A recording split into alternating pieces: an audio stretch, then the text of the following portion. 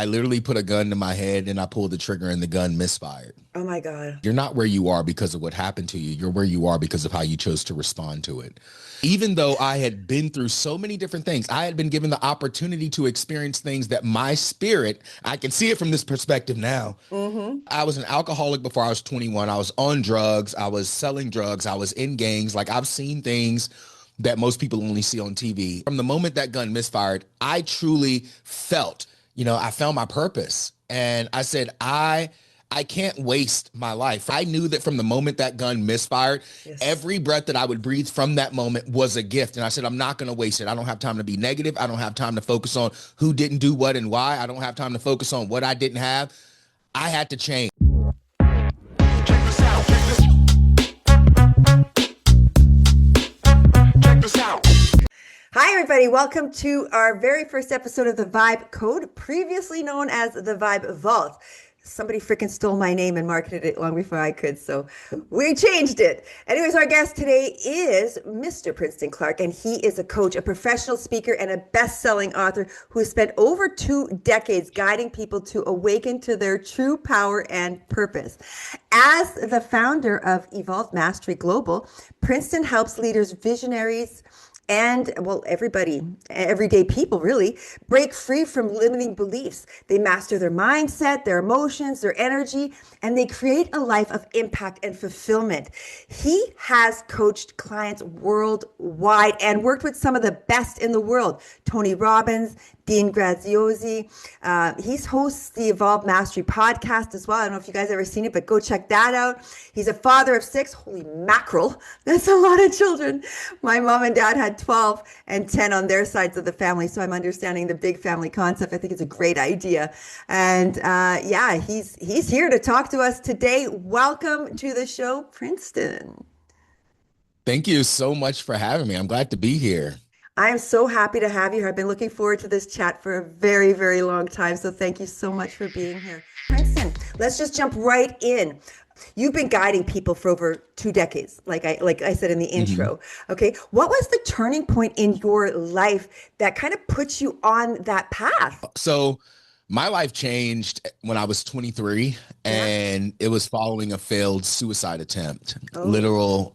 And it wasn't because you hear people say sometimes, well, if you really wanted to kill yourself, you would have done it, I didn't go, it wasn't pills. It wasn't anything like that. I literally put a gun to my head and I pulled the trigger and the gun misfired. Oh my God. God's on your side. Yeah, I always tell people, even though the literal bullet didn't fire, a conscious one did. And, after that experience, I had this massive, consciously, and I just realized that, it's true what they say, your entire life kind of flashes before your eyes. Something like that happens. And I remember asking, why am I here? Like I'm sitting in my car, it's like 2:30 in the morning and I'm just tired. I've been through a lot in my life, abuse, molestation. I struggled with ADD, ADHD, hyperactivity. I was on medication for that from first grade all the way up until about 8th grade, until I had this epiphany that, I didn't really have a problem. I had a gift. And that's a whole different story, but I didn't realize the magnitude of that until after my life changed. But anyway, after that night, sitting in my car, I'm looking back over my life, and this one phrase or thought or knowing came to me. You're not where you are because of what happened to you. You're where you are because of how you chose to respond to it. And that changed my perspective on everything, because I realized, even though I had been through so many different things, I had been given the opportunity to experience things that my spirit, I can see it from this perspective now, but my spirit was strong enough to endure all of it. And now I felt like, I had a purpose, because with every one thing that I had experienced, there was at least 1 million people out there experiencing just one of those things. And that week, because I was an alcoholic before I was 21, I was on drugs, I was selling drugs, I was in gangs. Like I've seen things that most people only see on TV. And after that night, I realized, I found my purpose. And I said, I I can't waste my life. From the moment that gun misfired, I truly felt, and it wasn't just a thought. People will say, tomorrow's not promised. Every moment is a gift. Every breath is a gift. For me, I knew it. I knew that from the moment that gun misfired, Yes. every breath that I would breathe from that moment was a gift. And I said, I'm not going to waste it. I don't have time to be negative. I don't have time to focus on who didn't do what and why. I don't have time to focus on what I didn't have. I had to change. And Thank so you. I went deep into the search. That week, I quit drinking cold turkey. I quit using drugs cold turkey. And I always tell people, don't compare your life to mine. Don't try to mimic it, because my journey was my journey. But for me, my life started meaning something to me. And there was this urgency to live it. And so I grew up in the Bible Belt of Virginia, small town called Brookneal, Virginia, one stoplight town, or as I say, two blink town. You blink once, you're halfway through it. You blink twice, you're out of it. And, growing up in the Bible Belt, I didn't really believe in God at that point, because I had seen it was just all hypocritical to me. Growing up Southern Baptist, they preach it, the talk is great, but then, pastors cheat on their wives.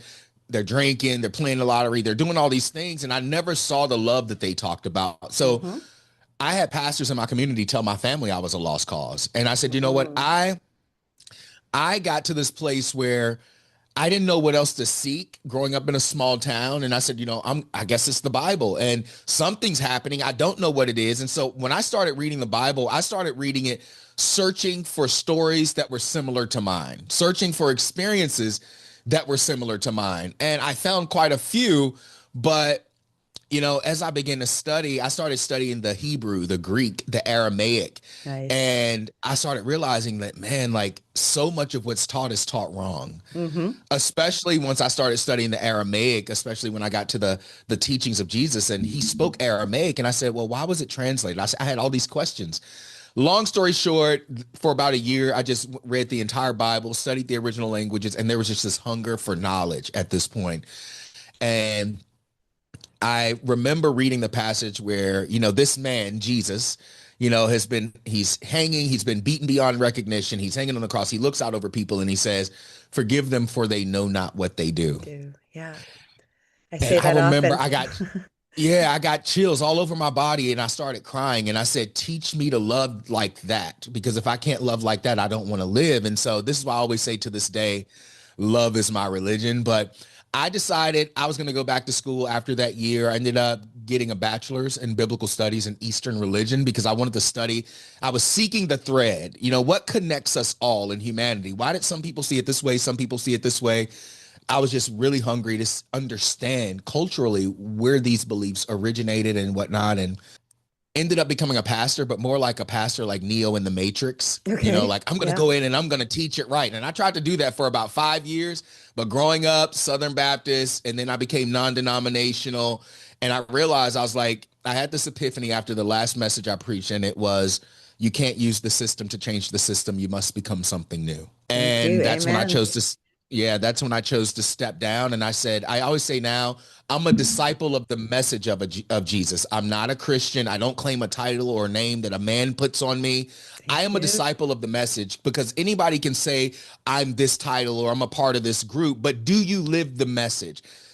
And this is a universal message. It's not this is the only time we ever heard the message. It was like, no, this is a universal message. Love is the universal message. And if we could start learning to love ourselves, then it would become very easy to learn to love our neighbor.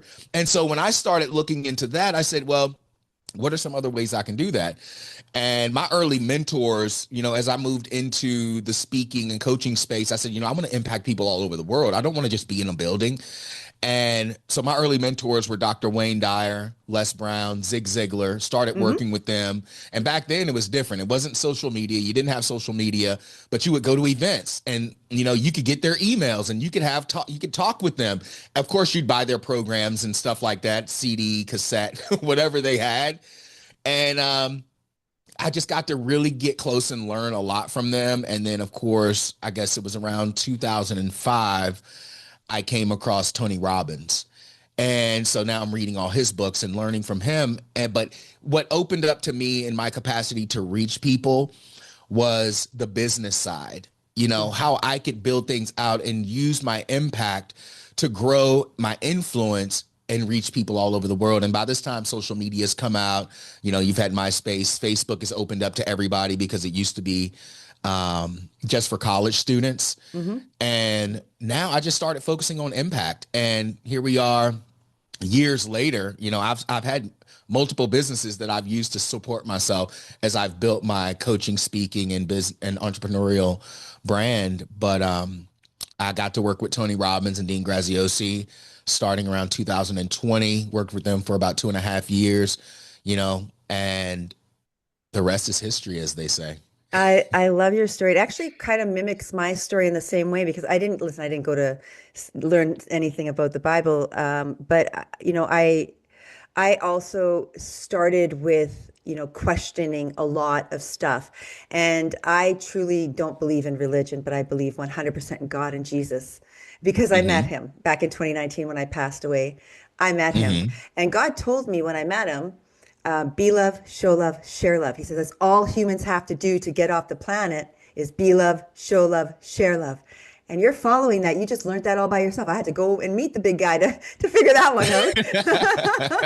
So I love that you have that knowledge there because so many people outside of us are living the lie, like you said, Mm-hmm. and that's so difficult for me to look at and not jump in and try to scream, hey, that you're going the wrong way. You're going the wrong way, because Yeah. I know the truth now. And I know the truth. Oh, the only truth is love.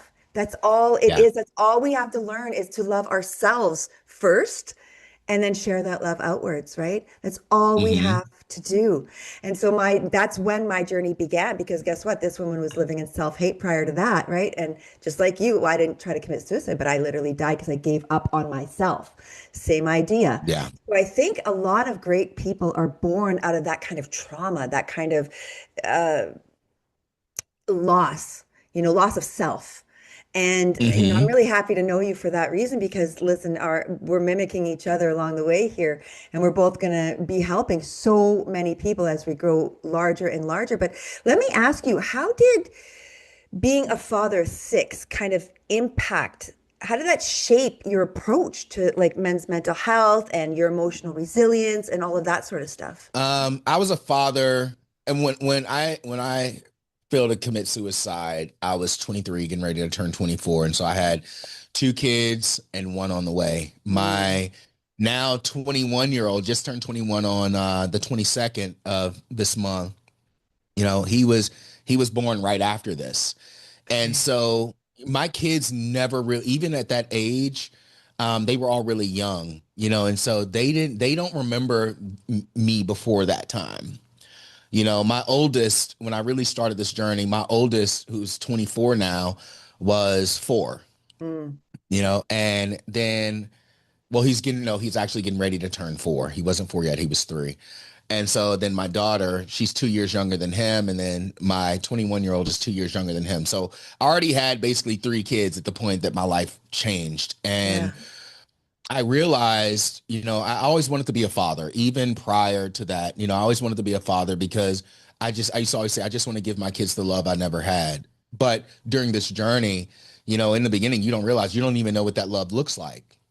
And so as Exactly. I started to love myself and I Hmm. started to believe and have visions and see things in a much wider capacity, it really challenged me because I said, if I could teach my kids this, if I could be this example and start them young to never lose their gifts, to never lose. Because when we're born, we come into this world as adventurers, as creators. We come in knowing only unconditional love until it's programmed out of us. Oh, And we're taught what's yes. beautiful, what's ugly, what's right, what's wrong, what's good, what's bad. And so it raised the level of accountability that I had for myself and how I showed up.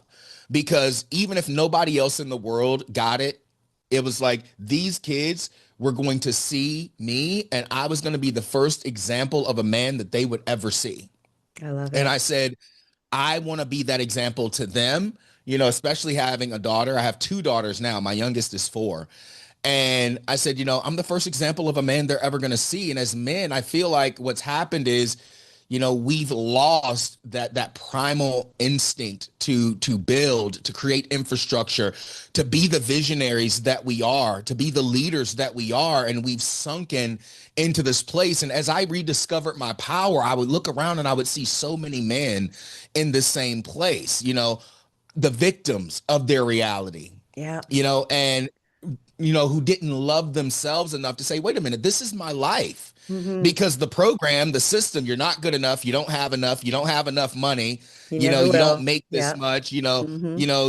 you're worthless. The system beats men down and they carry a lot. Yeah. And oftentimes when they try to communicate how they feel, I always say, when a man communicates how he feels, and this is something that I learned from my kids, is being vulnerable to them. Like I was an open book to them. And I wanted them, I remember when they were, I guess they were 5'3", 5'3" and 1. I remember sitting them down, and I would always say this from this point, but this was one of the first times I said it. I said, if I ever do anything that makes you feel some type of way that's bad or not good, I give you the right to call me on it. I give you the right to call me on it. My kids were my first accountability. I love that. And I knew that I'm raising humans in this world. Yes, sir. I'm creating a blueprint for them. And I wanted that. I never wanted them to feel like they didn't have a voice in this world, And so my kids played a major role. I always say my kids are the reason that I can communicate to so many different types of people, because also I realized that each one of my kids had different personalities. They saw the world in a different way. They experienced the world in a different way. And so how I communicated to this one, I couldn't communicate to this one the same way. Betcha. And so I had to learn how to communicate and connect and really listen. Okay, why do you see it that way? It made me ask deeper questions, even of my children. And so now when I connect to people, I can honestly say I wouldn't be the speaker and the coach or leader that I am if it were not for my children. I believe having children sets you up in a way and prepares you in a way that nothing else can. I've always said that Mhm. I've always said that, like absolutely that God gifts you children so that you get to learn your lessons. And so whatever is triggering you in that child is the lesson you're meant to be learning. Whatever you feel lacking from that child is what you're meant to grow with, right? It's not about, you got to raise that child well, but first you have to fix you, and you fix you through raising these kids. The kid teaches you what's lacking. You get to see it loud and clear. Like they're not going to sugarcoat it, when they're showing Not at all. Right. And so that's actually super impactful. And I'm hoping a lot of men out there kind of pick this up from you and start to realize that their children are their classroom, their family is their classroom. It's not that they're there just to be a leader. They're there to also learn and grow from that experience, right? Yeah. Yeah. With each of my kids, especially the ones that were born after my life changed, I would always ask them. I remember even because I had the 3, and then when my 4th son was born, when he was born, I'm holding him. This was 2011. I'm sitting there and I'm holding him, and I'm just looking into his eyes after he literally just came out, and I asked him, what have you come to teach me? Oh, What have you come to teach me? amen. And I've done that with each one of my kids. Like, what have you come to teach me? We think that, we just raise our kids and we just tell them what to do. That's the And it's mistake like, we no, make. each one of them come with a message. They are an individual soul, just like you are an individual soul. Yeah. And too often we as fathers, whether we feel like we can't take care of them, because you have a lot of fathers, they call them deadbeat dads. And I'm like, Too many. they were never fathered themselves. They're in a lot of ways, they're like children in adult bodies, and we expect them to show up this way without really getting back to the root. They are still like children in a lot of ways. And I had to heal my inner child to really be a proper father. But because I knew what I didn't need, it's like I always realized there were so many times I would try to get my parents to see different things and they wouldn't listen to me, and I was like, I never want that from my kids. Like, I want them to know their voice matters. And if they see something through the purity of their eyes before the programming, I want to listen to that. And so I would always watch them. I would always watch them, and I was always in a state of awe, when they would learn something new. Even the simplest things of watching them learn how to walk, how it's like they're in this world and they're just looking around, absorbing. 50% of your personality is developed between birth and 4 years old, psychologically speaking. Yeah. In that phase, like they are absorbing everything. Absolutely. This computer, this brain is absorbing everything. And so they're looking around and they don't need somebody to tell them it's possible. They don't need somebody to tell them, oh, you can walk, right? You have this ability, right? No, they look around and they say, wait a minute. All these other beings around me are standing up, walking, running, they're doing it. So I'm too. supposed to be able to do that too. Yeah. Like I can do that. And on their own, they start gradually, when they build up their strength, pulling themselves up. And they will fall down over and over and over and over again until they finally find their balance. And they do this all on their own. And this is the thing about us as men and as human beings in general. We've stopped looking at the possibilities all around us. We just take the story that we create for ourselves, and I can't do it because of this, and I can't do it because of that. The programming is taking over. And for me, it was like, when my eyes were open and my life changed, I started seeing things like a kid again. It's like, wait a minute, they built wealth. They went through these challenges. They overcame this. Yeah. If they can do it, I can do it. What's stopping me? Nothing. So you were stopping you, right? That's it. Exactly.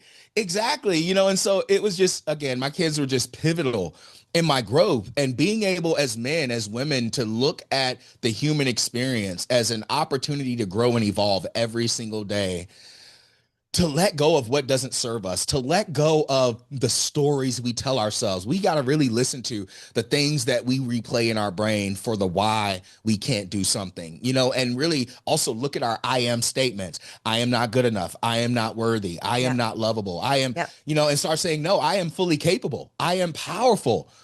I am creating the reality that I am creating. And if I don't like it, I have the power to change it because I am a divine creator. Whatever I think about, whatever I listen to, whatever I focus on, whatever I speak, I create something. And it's like taking this high level of ownership, to really get back to that childlike creativity in your life, to realize this is the only life you get. From the moment you're born, you're living to die. And what you do in the dash between birth and death is up to you. Nobody's going to come change your life for you. Mm-hmm. Yeah. So what are some of the limiting beliefs that kind of you got stuck on in the beginning stages of the growth? Because I know a lot of people out there are like, they hit that roadblock and they're like, okay, I'm done these, I'm not going to keep going. I'm not going to push. What are some of those limiting beliefs for you that were the hardest to kind of conquer? I would say I honestly didn't have a lot when my life changed. Yeah. But things that would pop up would be, I would always say, it's going to be hard. It's going to be hard. It's so hard, and nobody understands. And, I just wish somebody was here to help me, and it wasn't that any of those things were wrong. It was more so the programming and how I perceived it, so thinking everything was hard. So like right now in this phase of my life, I don't believe anything is hard. It's not. Again, it's like one of my favorite quotes is, if you change the way you see things, the things you see will change. Mm-hmm. When I talk to clients and we're talking about hard, I say you get to choose your hard, but I mean in a different way. I can either choose the hard life of not creating what I truly want, or I can choose the hard path of going after everything that I want to manifest it, to feel that tension to grow, that stretching to expand, just like going into the gym. Lifting weights is hard, but you love it because you're getting stronger, you're developing, you're conditioning your body. Living life is the same way. And so for me, the hard isn't a negative thing. I always say it's only opportunities to grow. If something feels heavy, it's because I'm capable of lifting it. I just need to learn how. I need to condition myself. And so I'm just constantly given this opportunity to expand and to do just that. And also, limiting beliefs I had were more so around validation, seeking validation from other people, waiting for someone to recognize my gift, waiting for someone to recognize my potential, waiting for someone to recognize, my passion, They ain't to never gonna see do me, to that. no longer, yeah, it's like to see me no longer as who I used to be, but to see my vision. And then what I realized over time is my vision was given to me. It wasn't given to them. So no matter Thank how much you. I talk about it or try to get them to see it, they will never see it. Most of them can't even see a vision for themselves. So how can I create an expectation for them to see it? That's a, What yeah. what only I can see. But those were a couple, really just shifting from the it's hard and out of the getting out of the I have to do this and I got to do it by myself to I get to do this. Yeah. I get to live my life. Right. Yeah. And listen, if I had listened to the limiting beliefs of everyone around me, I wouldn't be here today. I wouldn't be doing what I am doing as well. Right. Like Hmm. everybody told me to stop, give up. It ain't for you. I know you from your past. You remember that girl back then? You remember her? Yeah, but I'm not Hmm. her. She died back in 2019, that girl. And I was Hmm. reborn under God's light. And now there's nothing stopping me. Right. So Hmm. there's a difference, and other people can't see that difference. And I hope everybody's hearing us right now that you don't wait for the answers to come from you from the outside. The answers are in you already. You already have your truth. You already have all your answers. You already have all your success. It's all up here. It's in your soul, and it's just needing you to power it up. That's all Right. you need. Yeah. Hmm. Yeah. It's so powerful when you have that realization because it's like when you get to this place, I always say with vision comes provision. Your Mm-hmm. spirit will never reveal something that's possible to you and not reveal the tools and the opportunities to manifest that thing. With vision comes provision. Your spirit isn't going to show you something that's impossible for you to achieve. Yep. Your mind won't even conceptualize it. It Yeah. won't.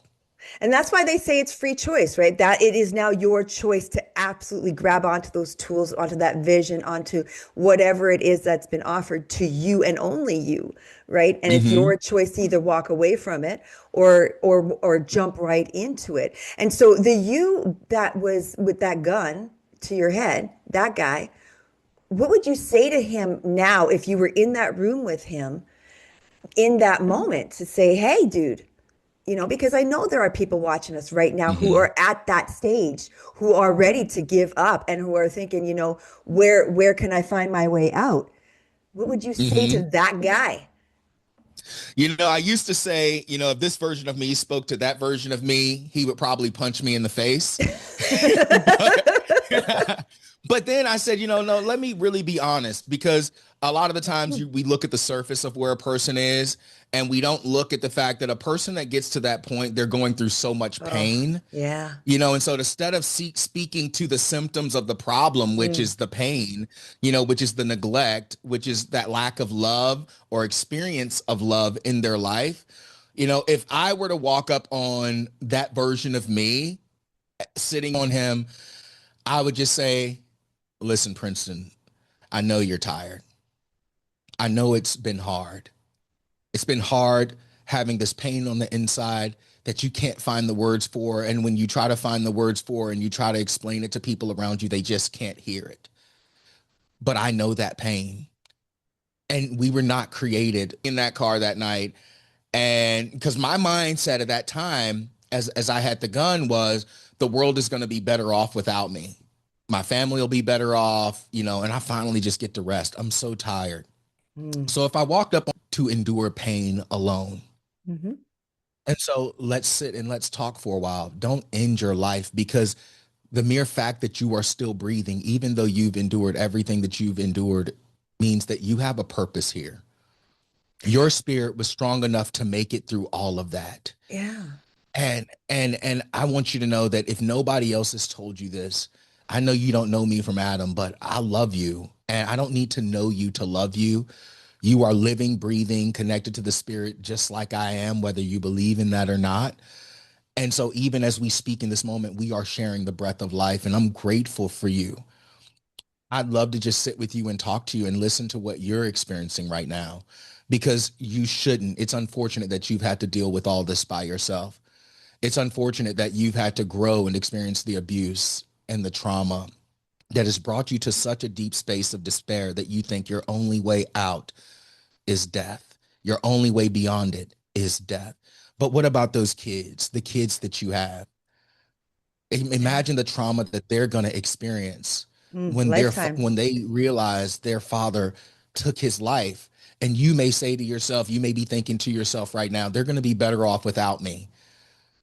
But Never. you are their father. They're going to have questions. Why did he leave me? Mm. Why didn't he love me enough to stay? Hmm. And it's going to make them question themselves. The very pain that you have experienced, not feeling seen, not feeling valued, not feeling good enough, they're going to experience. You're going to pass that to them. They're now growing in I'm not enough forever and Right. ever. So, did you ask for help? That's the big question. Did you reach out for help at that time, or was this just after the epiphany?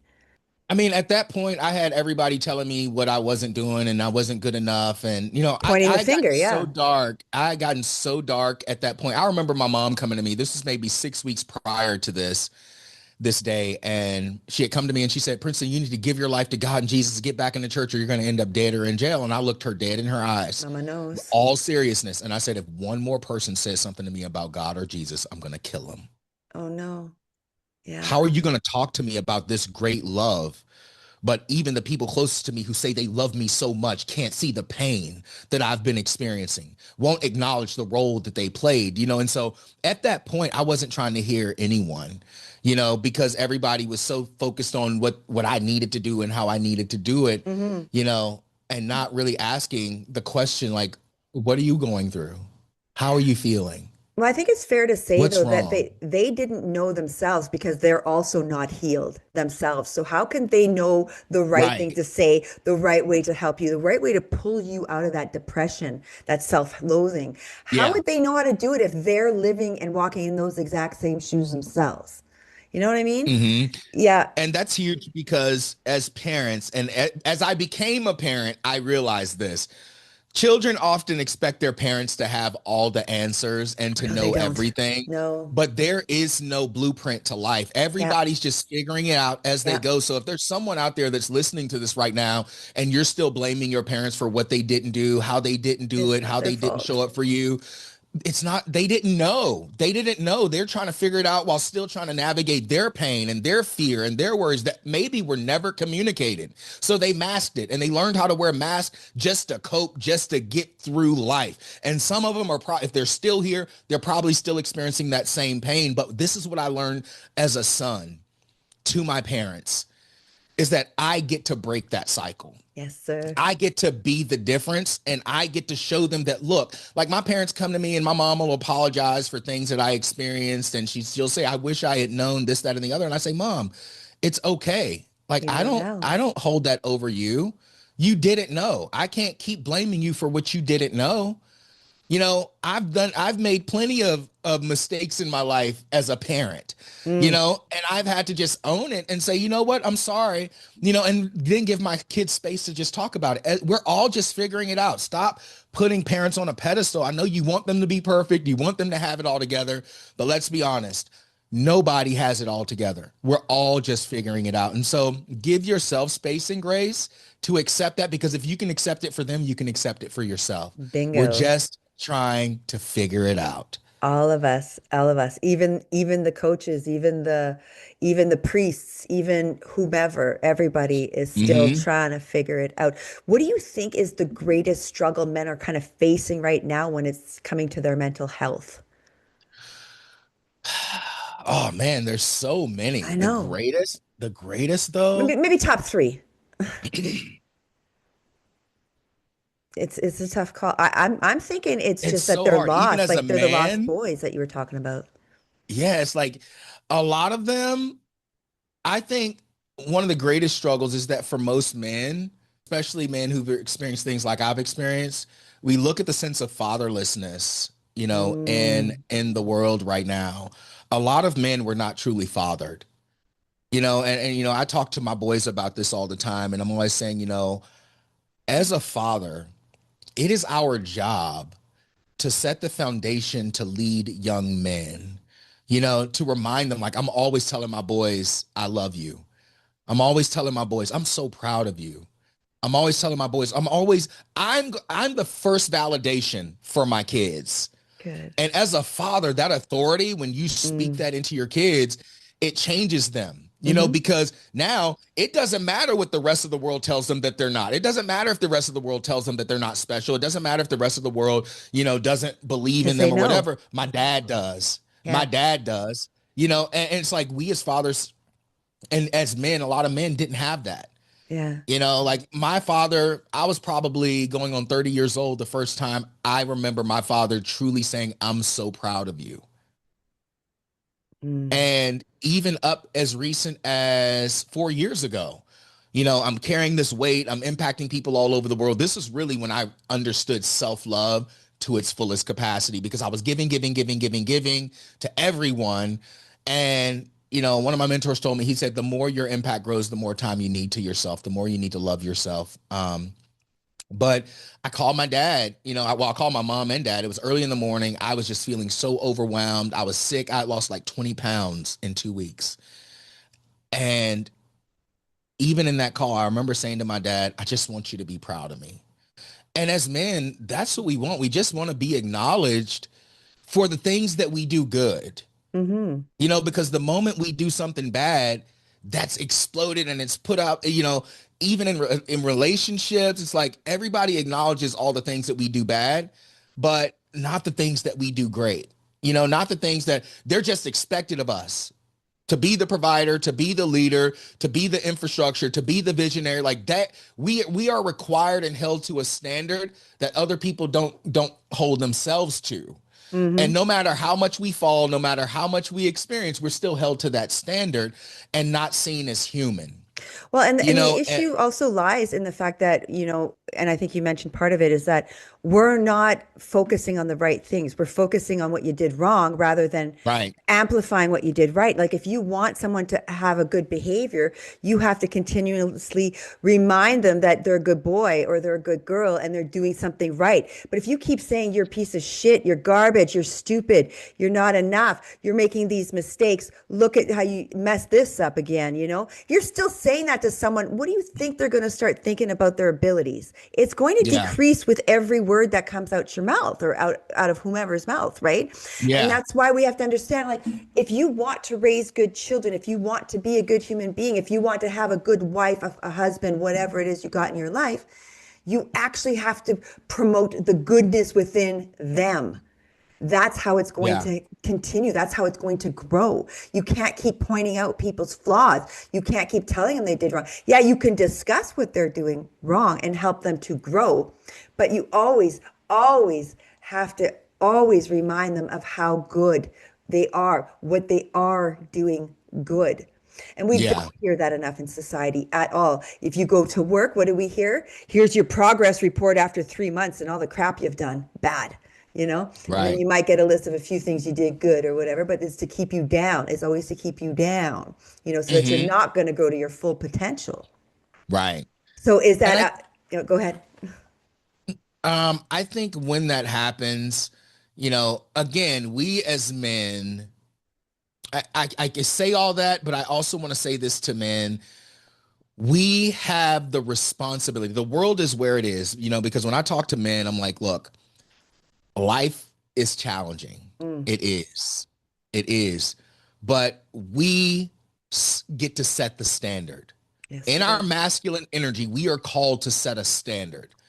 And we have to learn to love ourselves and honor and own. It is a privilege to be a father. It is a privilege to be a leader. It is a privilege to get to lead and create infrastructure for those that I love and for my community. It is a privilege.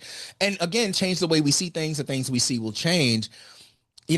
As men, we are so valuable, but we wait Mm-hmm. for the world to tell us how valuable we are instead of realizing, I had to start speaking to myself. Before I Yes, started speaking sir. to anyone else, I would get in front of the mirror Me too. on days where I didn't show up for me early on in my journey. Yeah. I would get in front of the mirror and say, when I felt myself complaining, this is high level accountability and taking ownership. I'd say things like, why are you complaining right now, Princeton? You haven't did anything that you said you wanted to do. You're complaining about the results you're not getting from the work you're not doing. Mm-hmm. It doesn't serve anything in your life. You are too powerful. You You are have too powerful to stay where you are. Yeah, you need to hold yourself accountable, right? Like, because nobody Yeah. else is going to do it in the way you can do it. And Hmm. you're not going to pussyfoot around the truth with yourself, you know? Right. And I think that's what bothers a lot of men is when people are constantly pointing out what they're not doing, is that most men know what they're not doing. I don't They need you to tell already me. know it You and they betcha. beat themselves up with it all the time. So when they hear it, it only amplifies the story and the abuse, the self abuse that they put on themselves. But imagine if we as men could say, you know what? I am a leader, I am powerful. I do have the capability to create whatever I want in my life. And yeah, life has been difficult, but I want you to look at yourself and say, instead of I've been through this and I'm going through this and I'm always in this place, start saying my spirit is so strong that I've been able to endure all of this. And with every one thing I've experienced, there's at least a million people out there who didn't make it through that thing or that Mm, thing or that thing. mm, How powerful does that mean I am? And then mm-hmm. get around other men, seek them out. I try to help men Healthy a lot. men. And Get healthy around. men, exactly. Healthy men. Yeah. I've tried to help men a lot. And this is what I say. I'd say 85 to 90% of my clients have been women. And I talk to men. It's not that men don't reach out to me, and I asked myself one day, I said, why is it that more women reach out to me than men? And this is what the conclusion I came to. It's because women, when they are sick and tired of being sick and tired and they want solutions They want and they strength. find someone they can trust, they're very vulnerable. This is where I am. This is where my life is. I'm tired of being here. I don't want to be. But men are always trying to put on this bravado, like I'm strong. Oh, I got it. I'm going to figure it out. And they isolate themselves to Yep. such a degree that the help that you're saying you want, the acknowledgement you're saying you want, you separate yourself from it. You fragment. Every time you put on a mask like you're okay, you fragment yourself a little bit more. And it 100. makes it that much harder. You create a personality for your friends, a personality Mm, for your colleagues at work, a mm. personality and so you have multiple personalities. And now you're fragmented. Your emotions are all out of whack. And now you've become bipolar in your energy because in this situation, I'm here. If this thought comes, I'm here. If this thought comes, I'm here. Well, this person said this to me today. And then you see this person who didn't do anything for you. So you got to put on the happy mask now, even though you're pissed off underneath and behind that mask, you got to act like everything's okay. Men, because they have not been given spaces to be vulnerable, especially as children, they haven't learned how to be vulnerable as adults. So is that why they're not seeking help? Is they don't know which mask to wear when they go for the help? Yeah, they don't know. They're so used to being strong Uh-huh. that they don't know how. And this is something I say to a lot of clients is it's okay not to be okay. It They is. don't know how to not be okay and be okay with not being okay. Mm. And as a result of that, they don't ask for help. They just think I got to muscle through it and figure it out. And nobody loves me. Ain't nobody going to do it but me. And it's like, no, like one of my greatest loves is knowing that when I started being vulnerable, number one, it takes more strength. If we want to talk about being a strong man or a Mm. strong person in general, it takes more strength to be vulnerable than it does to appear to be strong. It takes more strength for me to open up and say, look, I'm human. And I'm in this place right now where I've been through all these things in my life and I can't see what to do. I'm trying everything, but I'm getting depressed because I keep thinking depressive thoughts. I don't have anybody positive around me. I don't have people around me that tell me, that they love me and that acknowledge me, and there's still this inner child in me that wants to be seen and heard. And I don't feel okay right now because I feel like the world expects me to be all these things. And I don't even know who I am right now. I Mm. just know what I'm trying to do, and it's like when we can get to that place, and it makes me emotional even as I'm saying that, because when we get to that place, now what we do is we open up to God, source, the universe to bring people to us. When Mhm. we start as men being honest about how we feel, and you honestly on social media, you see it a lot where men are sharing how they're starting to They're do it more and more, starting. how I feel, You what I've betcha. been doing, what I've been feeling. And all the comments, all the people, I'm Oh, so sorry for horrible. you. Like nobody has to go through this. I'm sending you love right now. Hey, bro, reach out to me if you need someone to talk to. I recently had a friend post a comment and he was like, I just don't know why it's so hard for me to ask for help. And he was going through a tough time, and so many comments. Most of his posts didn't get a lot of views, but that one video got so many comments. Hey, man, reach out. Message me. I messaged him. I shot him a text and I commented on his post. There are people out there that care, but if we don't create space for people to care, and the right people, because a lot of people will say they care, Mm. but their actions don't show it, No, they're coming and for so the I shit tell show. people, right, Yeah, right. they're coming Or at, the pity party, the you misery, betcha. misery You loving betcha. company. They're coming for that. And I've noticed a lot of that actually in my decline. Whenever I fell, there was a lot of people around me that were like, oh, tell me what's going on. I want to hear everything. And then you could see the shit grin on their face, smiling, the worse I felt. And I'm like, Hmm. interesting. And I never noticed that in my depression, but now that I'm healthy, I'm seeing that in people that they're doing that. And now I'm just like alienating myself from all that energy, that negative energy of those types. So you actually do Hmm. have to really be vigilant and discerning about who you choose to bring into your circle, who you choose to open up to. But what I'm noticing is on, like you're saying, online, you're going to get a whole lot of strangers who are going to reach out with love. But you might not get that in your community. You might not get that with your family. Why? Because they're used to the old version of you. They don't want you to grow. Because if Yeah. you grow, that means there's something wrong with them now because they ain't growing. Right? Right. What's You wrong? become a Right? mirror. You You become a betcha. mirror. And something that, I always say everybody around Princeton, for me, Princeton's just an idea. Mm, My mom has an idea of Princeton, my dad, my siblings, yeah. the world. Yeah. Everybody that sees me has an idea of who Princeton is. But I always say Princeton is going to be who I say Princeton is going to be. Princeton, the who is dictated by the what. What I Mm, am is a powerful creator. What I am is a progenitor of life. What I am is a visionary. So spiritually, my body, this earth suit, this meat suit, is in control by me. So mm. Princeton's just an idea. Princeton's just an idea that I work vicariously through to bring my purpose and my light to the world. And see, a lot of the times we buy into this idea that I am who I see in the mirror. I am in who I am in my circumstances. No, no, if that was the case, I wouldn't be where I am. Mm. And this is And why I say from the beginning of my journey, I want to be the excuse eradicator for people, yeah, you know, because I've been through it, yeah. and I know the deepest despair. But go Yeah, and ahead. so many men are like aligning themselves, their self-worth with their career, with, what kind of beautiful woman they got on their arm or whatever the case, how many sexual partners they got.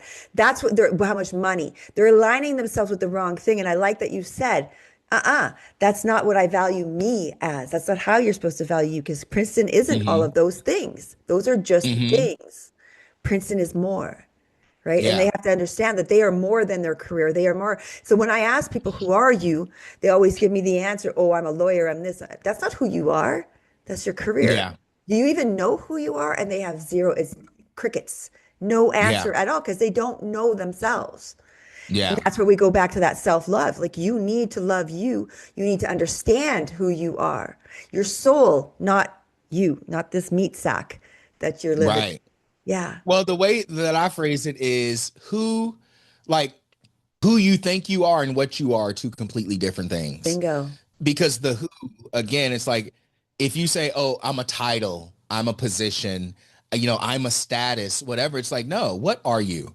Because in order to reach a place of accountability and taking high level ownership, you have to be able to say, number one, or one question I'll ask is, do you believe that you create your reality?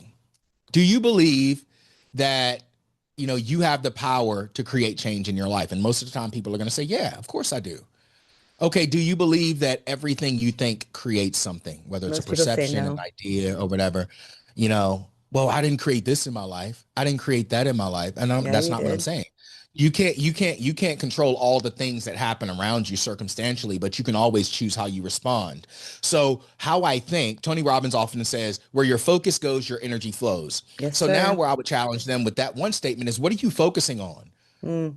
What are you putting your attention on? Because whatever you put your attention on is what you're going to Mm-hmm. put your intention behind. Yes, And sir. so, whether directly or indirectly, it's your creative force. So that's what's going to happen. What are you listening to? Who are you listening to? What types of conversations are you giving yourself access to? And then what are you communicating about your life? Are you always saying, I'm not good, I'm weak, I don't have enough, you don't understand my pain? Are you always in a space where you are the victim of your reality and your circumstances? Because if that's what you believe, belief is an action word. So if that's what you believe, that's what you're going to create more of by the very nature of being a powerful creative being. Whether you think small or limited or negative, or positive and exuberant and expansive, no matter what state you're in, you're always powerful. Your spirit will always do one thing, and that's create. So if I'm in a negative state, I'm going to be powerful in a negative state. If I'm in a positive state, I'm going to be powerful in a positive state. And this is why mindset, which a lot of people talk about mindset, but they miss certain things. They're like, it's about what you put your focus on. No, it's also about what you put your action behind. I'm going to generate more energy shifting in my life when I respond actionably than if I just think about it. So what happens, the reason most people, men, women, whoever, don't develop new habits is because they don't take new actions. You can literally think I'm wealthy, I'm happy, I'm positive in a miserable reality all you want. But until you take the actions to change that reality, nothing is going to change. And this is why responsibility, your ability to respond, is so important. If I don't acknowledge that in order to get from point A to point B into the reality that I want, it's going to require me to take some steps. It's going to require me to take some action, to think new ways, and to absorb new information that I can apply. Then if I don't do that, I'm going to stay where I am. And that's where a lot of people fail, is they think mindset is just getting the information. But I always say, you used to hear people say knowledge is power. And I say, no, knowledge is not power. Knowledge is just information retained. Action is power. When I can apply the knowledge, that's when it's wisdom. Wisdom is power. Wisdom is information gained and retained as knowledge that becomes applied action. When I become wise, I am actionably taking steps on the new information I am gaining that is leading me to the transformation of my life that I desire.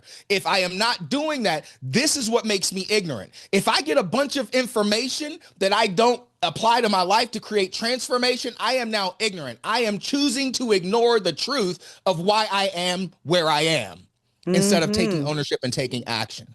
So what do you think those suppressed emotions and suppressed belief systems and all that stuff, what role is that playing in the mental health crisis of today?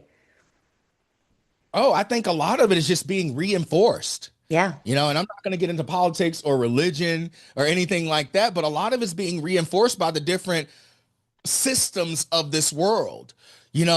These people are going through this, and these people are going through this, and these people are oppressed, and these people, and now people are saying, yeah, I am going through that. Yeah, I am oppressed. Yeah, nobody understands my pain. No, nobody care. And they're buying into the beliefs that these systems are feeding into them, when these systems are all about control. But the systems can't control people who own their power. I can say the system says what they want, but I don't rely on the system. I am a governing force of one. Yes. I go out, I have the power to create wealth. There is trillions of dollars in the circulation of people like, I'm broke, I don't have enough money. It's like, you do realize they're printing money like nobody, like they run water. It's like, it's nothing. It's available. You just lack the information on how to get it. And even me, like, one of the businesses that I have is EMG Legacy Group, which teaches people how to build businesses and then set those businesses up. It takes less than 30 minutes to set those businesses up in a way that within 30 to 90 days, they can start getting access to business funding, hard credit, and then eventually liquid cash. The system has created resources for people who understand how to use the system. But because we're not educating ourselves on how to operate in the system, and everybody's just waiting for something external to do something for them, they're just slaves to their reality. And any system that you become dependent on for validating your identity, validating who you are in the world, validating your purpose, or validating your access to resources, any system that you become dependent on, you become a slave to. And so the reason mental health is where it is because everybody's reinforcing, yeah, you're weak. Yeah, man, men are going through so much right now and men really need help. No, men need to wake up and realize they are powerful. They Men need to are. take back their power and stop listening to the system. Men need to realize that if you want to learn something, like my grandmother used to say to me all the time, if you want to hide something from a man, put it in a book. Men at some point have to start putting in the work to learn. We Yes. stop seeking wisdom. Yeah. We stop believing in manifest destiny. Yeah. We stop believing that if I want something and I work hard enough to get it, I can manifest it. At this point in time, we have the capability we have the capability and choice to create wealth if we want to. We have the opportunity. We can say, well, money doesn't bring happiness, Princeton. Well, I don't know what world you live in, but we live in a world run by commerce. If I'm living and I'm making money to take care of my kids, I'm going to be happy. If I'm doing what I love and I'm creating wealth and I'm able to take care of my wife, I'm able to build infrastructure, I'm going to have more freedom. If I'm not relying on someone else's job to feed me pennies based on the millions that they're making, and I get to do it on choice every single day that I wake up, I'm happy. Money doesn't buy happiness, but it buys circumstances and freedom in a commerce-driven society that gives me the capability to live life on my terms. And life on my terms is a life of fulfillment. A life on my terms is a life of freedom. Absolutely. And as men, we have to work towards that. We have to come together and say, it's like, I'm a strong proponent for holding men accountable. I could have cried, when nobody understand, nobody was listening to me. But guess what? Guess who had to wake up every day and read and study? I would go to Barnes and Noble some days and I would read 5 to 15 hours a day. And I wasn't just reading just to read. I'm reading and I'm taking notes. And then I'm looking at where I am in my life and I'm asking, how can I apply what I just learned to what I'm living now? It requires this deeper level of ownership, as I keep saying, and responsibility. It's like, I'm not learning just to say I know something. I'm learning to apply, because often you'll hear people say, you just don't know what you don't know. But I knew what I didn't know. I knew I didn't know how to love myself. I knew that I wanted to be an entrepreneur, but I didn't know how business worked. I knew that I wanted to be a great speaker, but every other word out of my mouth was a curse word. So I had to learn from people who were great speakers. Tony Robbins often says success leaves clues. The problem is people are listening to unsuccessful people who never did anything, who still play the victim. And you're not looking to the people who have overcome the very thing that you say you can't overcome. If you really want change, start seeking out people and opportunities who have explored and taking the journey of getting to this point that you say you want to get to, because their success leaves you clues. And then start asking yourself, how can I apply this to my life? What was I doing when I started learning self-love? It's like, okay, I'm taking this time to journal, write out my feelings at a point where I didn't really have people around me to share it with. I would write down, how am I feeling today? And I would just brain dump it. There's no form or fashion to it. Today, I feel miserable. Today, I'm not happy. Today, I just feel like I'm so alone. That was a lot of my journal entries in the beginning. And then I would ask myself, here's the catch. I would ask myself, what can I do? What's one thing I can do today to be happier? What's one thing that I can do today to not feel so alone? What's one thing that I can do today to have more joy in my life? What's one thing I can do today to create more peace in my life? And then I would work daily to just do one more thing. And it's like I tell my clients, if you get 1% better every single day, in 100 days, you're going to be 100% better than where you are. But you got to commit to the process. You got to. How important is community to that process? Like when men are healing, is it more important that they're looking to that brotherhood or that they're looking inward? Or do you need both? You need both. I did a lot of it on my own in the beginning, but there were so many times where I was like, I wish there was just somebody that would just come and tell me what the hell to do so that I don't have to do it by myself. But I believe that I had to go through that for a specific reason to develop the grit, and the stick-to-itiveness to get to where I am, because I was coming out of a deep ditch that I dug for myself. And I believe there's a lot of men in that place. And this is what I want men to understand is, in the beginning, if you're climbing out of a deep ditch that you've dug for yourself, the same way that it took you time to dig the ditch, it's going to take you a little time to dig out.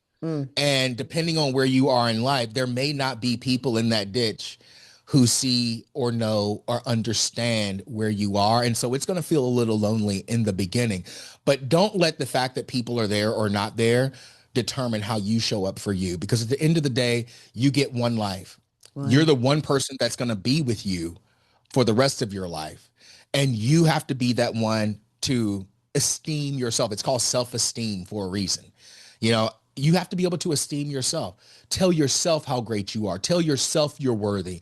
And then do things, show up in a way that operates in that worthiness. Show up, love yourself in ways, take yourself to places you normally wouldn't go to get around different communities and environments, because sometimes we get so programmed into being around a certain type of people that when we look at these different groups or different spaces, we don't want to go into it because we're like, I don't have anything in common with those people. In the beginning of Yet. my journey, Yet. I knew I didn't know how to speak a certain way and operate a certain way, especially with business. So what I would do is I would drive 40 minutes to the nearest city because I lived in the country, and I would go into the corporate area in the city, and I would go to a coffee shop, and I would just sit there like I had a newspaper, and I would just be listening to how the business owners talked. I would be listening to what they were talking about, the conversations they would have. And if I heard a certain word in their phrase, I would write that word down and I would study what that word meant. Mm. And I was like, oh, that's good. The way they use that, that sounds awesome. Like, and I would write it down. I didn't always communicate this way, you know? And so I would personally put myself in uncomfortable situations because you're not going to grow in comfort. You Thank only you. grow in discomfort. So get uncomfortable, man. If you want to be around people who support you and love you, get around people who are 5 to 10 steps ahead of you in their life. I always say Get I want to around be the people. stupidest person in the room. That's where I want to Right, be. Let me be the right. dumbest one in that room. Let me learn from everybody here. Because if I'm the smartest person in the room, I'm in the wrong freaking room. Hmm. I'm not going to grow in that room. I'm just going to have my ego grow, but not me as a Right. human being grow, right? So if Yeah. man's listening right now and he's dug himself into that deep ditch and he's stuck at the bottom of that ditch, what's the very first step he should take to start getting himself out? Because you gave a lot of examples, but he's probably going, oh my God, where do I start with all of this? What's the one Hmm. first step he should take? Well, if you're listening to this right now, the first piece of advice I'm going to give you is reach out to me, help you.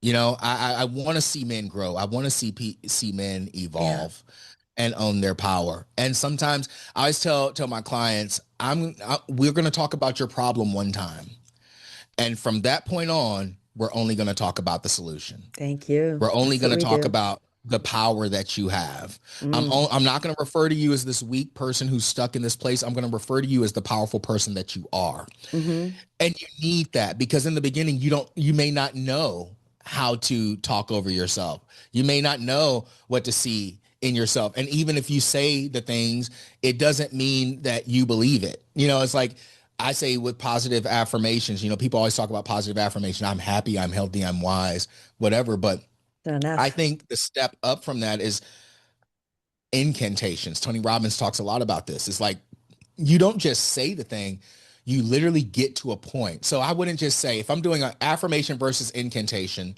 it's going to be, you know, if I do affirmations, I'm happy, I'm healthy, everything that I desire is coming to me. You can say that all you want, but incantation is when you say it to the point where you feel it in your body. You You're emoting move your it. energy. Yeah. Yeah. So it's like, I am happy, I'm healthy, I'm wise. Everything that I need comes to me. I am above only and not beneath. I am the head and not the tail. I am strength embodied in a physical being that has the capacity to create whatever I desire to create. I am not a victim. I am a powerful agent of change that has been given opportunities to grow and evolve to impact the world in an amazing way. And so it's like, now I'm owning it. I'm feeling it. I am I, powerful. yeah, and I think another addition to that is to stop talking about the what you're not. Right. When I was starting to build up and I was emoting and showing all of this and I was confident, I still, especially being online, you get a lot of people coming online going, oh, you must be failing at this, let me help you, you must be struggling at this, tell me your struggles, tell me your struggles, tell me your struggles, because they're trying to sell you their product. Every Uh-huh. time you talk about those struggles, you're reinforcing those struggles. Stop freaking Hmm. talking about them. Do not allow people to come into your circle who say, oh, you need this because you're failing here, this and that and the other. No, no, no. I'm successful just as I am. Thank you very much. I know what I need. I'm going to go for it. It's fine to learn from other people and gain their knowledge, but you sit there and constantly discuss how you're failing to somebody so that they can help you is the wrong way Right. to go about it. One and done. You say it once, that's it. And from there, you take action. You start making a plan. You start going on those steps there. I know for myself, anytime I start talking, like I have a lot of friends in my life who want to know what's going on and stuff. I don't tell them the negative stuff, and it's like, it's almost like without that, they don't want to have the conversation. Oh, okay, I'll let you go then. I guess there's nothing going on. So did you just call me to find out what was wrong and Right. you know what I mean? Like I'm stop that. Just stop feeding into that. Stop allowing people to drag you backwards, because the more you start to shine, the more they're going to start to try to drag you down. Do not Hmm. allow it, you know? This is an easy way too. Easy tool. Mm, Anybody can do it. If you're a mm-hmm. man out there and maybe you have a hard time trusting people because of what you've went through, this is the amazing time that we live in. I want you to go to Chat GPT or DeepSeek AI, and I want you to type this prompt in: acting as a self mastery guide with years of expertise in helping people to evolve their lives or change their lives. I am in this place, and describe where you are, how you're feeling, what you're dealing with in your life. And then after you say that, you say, I would like for you to give me advice acting as my coach on things that I can do and steps that I can take right now, and create an action plan for me for the next 3 months. Mm. And then Now, take what you action. can do is you can continue on that thread, because now it's committed to AI. They've remembered it. And now in that thread, they're only going to respond as your coach, as a self mastery coach. So you can say, okay, I'm really struggling emotionally right now. And, this is what's happening in my life. Give me some advice on how to navigate this and what books or podcasts I can use that will help me. And I want people to be careful and make sure that you actually pay for the AI, because the free AI versions don't remember this information, Yeah. right? So it's Yeah. got to be the paid version for you to get that result. Now, what role does forgiveness kind of play, of yourself and of others, in the healing amount around all of these wounds? Oh, forgiveness is powerful, but it's like the saying, forgiveness is not for them, it's for me. Thank you. Because if I'm holding on to what somebody did or didn't do for me, what someone said or didn't say, or how someone showed up or didn't show up, I am constantly sending out the energy to That them, negative attaching energy. it to them, which creates Yep. an expectation of them to Yep. do something that they are never going to do. And so in most cases, they're never going to do it. In some cases, people will acknowledge it. But even if they do acknowledge it, it doesn't change you. But what I realized for me is that this is one of the first things I had to accept, going back to even what we were saying in regards to parenting, is that we're all just trying to figure it out. Mm-hmm. Hurt people. And a Hurt lot of people. people are hurting right now. Mm-hmm. And so you can't create an expectation or hold a level of accountability over someone else that you don't even hold over yourself. The Exactly. only thing you can change is you. Change Mm-hmm. is the only constant. And if you don't change you, the world around you will keep changing, and you will keep staying where you are. But the role that forgiveness playing, how I really moved into forgiveness was really, I started looking at everyone just like spirits on a journey. We're all spirits on a journey having different human experiences, and we come in and we experience things differently. We perceive things differently. But when I started realizing that, hey, I've struggled and I've been through pain and I've been through a lot. And I realized that these other souls on this planet are going through similar things, if not worse. I said, wait a minute. I have to let them go. I can't expect people to see what they can't see. What do Yeah. I see? What do I That's all see? that matters. I don't need to. It's not, forgiveness is letting go. That's what it is. It's letting go. Mm-hmm. It's like, I don't want to be attached to this pain. And the longer I'm holding on to unforgiveness, every time I see you, it's going to affect my body. It's going to affect my state, because I've made you responsible for me. Yep. I've made you responsible for my pain. And it's like, when I let that go, for instance, my dad. 24 years old. Again, I'm a parent at this point. No, I was 25, sorry. But I had gone to my dad and I said, I called him, he was at work, and I said, Dad, I said, do you have a moment? I want to stop by and come and talk to you. This is after my grandmother passed away. My dad never knew his dad. My dad's dad was shot and killed before he could ever know him by a neighbor. And Mm. my dad was always a great provider. He always, his claim to fame was I put a roof over your head, clothes on your back, shoes on your feet, food, all the things. He was a great provider. Um, but anyway, I went to him that day because I'd always blamed him for everything that happened to me and being abused and stuff like that. And I looked at him and I said, Dad, I said, I owe you an apology. And he's like, what do you owe me an apology for? And I said, I owe you an apology because Yeah. as a father, I now see that you did the best you could do with what you knew. Mm. And I've always judged you for how you weren't a father to me. And I never once took into account that you never had a father. We learn that a lot under hypnosis. When my clients go under hypnosis, that's how they learn to find that forgiveness is when they understand that their parents likely went through 100 times worse than what they're experiencing right now from their parent, Mm-hmm. and that their parent is doing better than what they were given. And so to them, Right. they feel successful, but to you, it's not enough.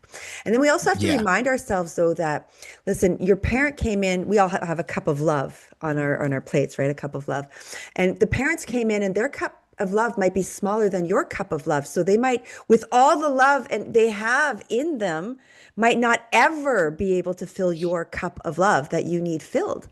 Right. And so that's not them failing, it's that they literally do not have the tools or the ability to give you everything you need. And that's why you have to look inwards to yourself Mm-hmm. to gain that strength, to gain that love, and to learn to love thyself first. You have Yeah. to be a good, loving parent to yourself first before you can Yeah. share that outward. Now, that being said, how can women, families, communities, all these people better serve and help to support these men in their lives? Like I knew once you've looked inwards, once you've learned to love yourself, you still need that outer support. You can't have people, poo-pooing on your parade everywhere you go. How do those people now then support that? Because we want them to support the strength, not the weakness. What does that look like? Right. Well, I think as a whole, as in the collective, it starts with each of us looking within ourselves, Yes. and acknowledging that as a human species, we were not designed to do life alone. And a lot of the times we put on, like I've said before, so many masks, and we put on the shroud of pride. I went through this and I overcame this and I did this. But if we could just take it off and just realize that all of us were just human, Mm, and look at men, stop looking at men and women as labels thank you. and just see a soul, you know, Yeah. ask yourself if hurt people or hurt people hurt in their lives, instead of judging people, maybe take some time. If it's someone you know and someone that you care about, reach out to them and just say, hey, I know that you've been going through a lot. I can just tell. And I'm not here to judge or, tell you what you need to do. I just want to create space to just listen, and I'm not trying to have the answers, but I know sometimes it just feels good to talk it out. And I will say, be conscious of where your energy is, because sometimes it can feel heavy and you can start to want to fix, and you have to really create healthy boundaries as you do this. That's important because some people, when you open up like that, they will dump everything out. They'll dump, "Hey, I'm going through this and I'm going through this and I just need some help." And there are some people who will try to take advantage of that. But I what know you people like have to that. do, yeah, you just have to go in and say, you know what, sometimes it's as simple as saying, you know what, I know you've been going through a lot and I just want you to know I see you. Mm, I see you, and I'm not, I didn't want to interfere with anything that's going on, but I want you to know I'm sending love your way, and, it'll pass. And I believe you're going to get through this, but just let them know you see them, because a lot of people just feel unseen and they do. misunderstood. Yeah. Create programs, maybe put together community programs where, you can just gather to network. Hey guys, we haven't gotten together in a while. I'm just creating this thing, or maybe we can all go out to dinner, and just connect, Just connect. There's no form or fashion to what we're doing. I just want to do something to connect with other people, and Yeah. maybe we can do it together. I'm noticing that like I'm in a small town and I've just moved into it and I'm noticing there's a lot of depression here and it's because there's no connection. Hmm. They need to get together as a community more often and just hang out. Get out of their houses, go do stuff. And a lot of us are isolating in our homes, especially since COVID. We're not getting out anymore because we Yeah. don't feel like we have to. We've got our computer friends. And you're seeing that a lot in the youth of today. I have a friend who's got a 13-year-old boy and he's got zero friends except for the ones he's got online. And we're talking about his friends from school. They don't come over, they all meet up online. So Yeah. that's different. It's not the same kind of community. You actually have to get physically close to people. You have to feel people's energy. You need hugs. You need that sort of Hmm. stuff from people. You need to look to people in the eyes close up. Not like what we're doing here, but in real life. You got to look people in the eyes and be comfortable, saying, "Hey, how you doing? I missed you," or "I love you," or whatever, or "You look good today." I'm happy to see you. This is what we need. We need Yeah. not just somebody reaching out over the phone. You need physical contact as well. Yes. It's incredibly important for humans. And especially if you have somebody who's autistic, listen, they might push you away because they don't Yeah. want the same kind of contact, but then you get them a weighted blanket that they can put around themselves whilst you're having a conversation with them so they can feel hugged, because they still need Hmm. to feel that embrace. But you talk a lot about conscious leadership. I want to touch on that a little bit because I think that's incredibly important here. What does it mean for the man to lead with consciousness rather than control? To lead with consciousness rather than control starts with awareness. Mm, You know, before I can lead someone else, I must learn how to lead myself. So consciously, I must become aware again of where my beliefs are, what I'm focused on, where I'm yeah. going, how I'm creating my personal life. Because I always say you can't take somebody somewhere you haven't been. Mm, And so if I want to be conscious is to be made aware. mm. The whole woke stuff that's going on right now, I'm like, they're not woke, they're sleepwalking. They are. Oh, Because God. true awareness and true Yeah. consciousness is rooted in love. Yeah. They're not showing And that. so, a lot of men, I say we find purpose in leadership. It's what we're divinely wired to do. But I often have clients say, well, how do I find my purpose? And I'll say, it's simple. Purpose is rooted in love. Purpose is rooted in service. Service is rooted in love. Until you learn to truly love yourself, you will never truly learn how to serve others. Thank you. And so as a leader, to lead consciously from a state of high awareness or awareness at any level as you grow, it means that is going to be based on purely how much I love myself. Because the more I love myself, the more compassion, the more sympathy, the more empathy I'm going to have. The more I'm going to be open to see people beyond their struggles, beyond their challenges, beyond their fears, then the more I'm going to be able to connect with them. A true Hmm. leader, service, heart, love driven leader listens to connect. They don't listen to tell people what to do. Thank They don't you. listen to respond. They listen to connect. So a conscious leader listens to connect and through what they've been through, when you think about, again, going back to what I said about my own journey, when I realized that with every one thing that I had been through, there's at least 1 million people in the world going through Yeah. just one of those things. And Yeah. so I realized I was blessed because now that I had overcome and my eyes were open with every one thing that I've gone through, I could help people in this space. I could help people in this space. I could help people with Yes. abuse, molestation, with going through deep depression. I could help people who were struggling with alcoholism and drugs, people trying to exit gangs. I could help now entrepreneurs, people who want to write books. Every lesson that I've learned, because my life is driven by love and the capacity that I have to love and be a light for other people, I now get to listen and connect to other people and say, hey, I've been there. And this is where the vulnerability, the more vulnerable you learn to become, Yeah. you know, you now, excuse me, you now can reach out to other people. And as you share your story, And this is where I was, and this is what I realized, and this is where I saw that I wasn't stepping into my power. This is where I realized that I was giving so much power away to my reality. And I just want to help those of you out there who maybe you're in this space right now. Now people are reaching out to you, and now you're in service to them because you learned to love yourself enough to serve you what you needed. And that's where purpose is ignited. So if you're listening right now and you're like, I want to be that leader, I want to create change in the world, understand it starts with changing your world first. Thank you. You know, like it's funny you say that because like I used to be a television reporter and I thought I was a cat's meow back in that day. And I turned out like I was just, it's purely ego Mhm. driven. And it literally took me learning to, and I didn't love myself in the same, I love my ego, but I didn't love me, the way I love Mhm. me now. And it took actually the passing away or the near death experience for me and all of that and then learning that love to be able to become this person today who's now able to serve the people in that right way like you're speaking of and to find my purpose. And my entire life people have been telling me you need to be a therapist. You should be someone that people go to because like everybody loved talking. I'm like I don't want to hear people's problems. Are you kidding me right now? Like I got enough of my own. That was a selfish Mhm. me version.